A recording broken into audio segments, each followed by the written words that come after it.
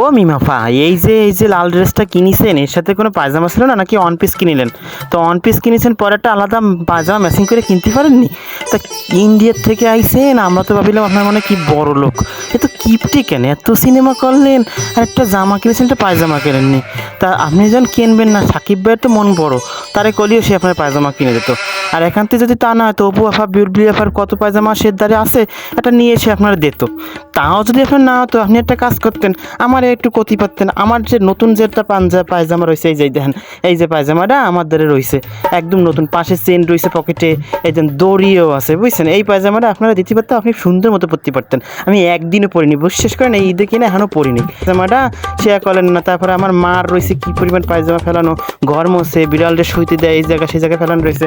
দেখেন, আপনি এই জিজ্ঞেস করেন আপনার এই পায়জামা সেটের ড্রেসটা কিরম লাগতেছে। মৌসুমি আন্টি দেখেন কিরম লাগতেছে এই ড্রেসটা, পায়জামা সেরা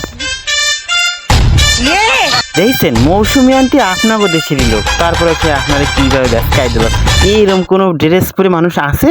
তা আবার টিভিতে অভিনয় করার জন্যই সে জামা আছে পায়জামা নেই, এরকম ড্রেস পরে আসলে আপনার আসা ঠিক হয়নি, ভাল লাগেনি। এত মানে কিপটেমি করলে হয় না, এত সিনেমা করলেন, এত টাকা পয়সা, সে জামা আনেছেন তা পায়জামা আনেননি, হ্যাঁ ভাল লাগেনি। আপনার আগে একটা ভালোবাসতাম, ভালো লাগতো, এখন আর ভালো লাগে না, এত কিপটেমি করলে সেগুলো আমার পছন্দ হয় না।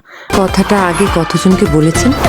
কোন কথাটা? ওই যে পায়জামা দেওয়ার কথাটা? ও রে, কেউ রে আর কইনি, আপনার মতো পায়জামা ছাড়া এই পর্যন্ত কেউ নাচতে উঠিনি, তাই আর কেউ রে কইনি, বুঝছেন? একমাত্র আপনারই কইছি, ঠিক আছে?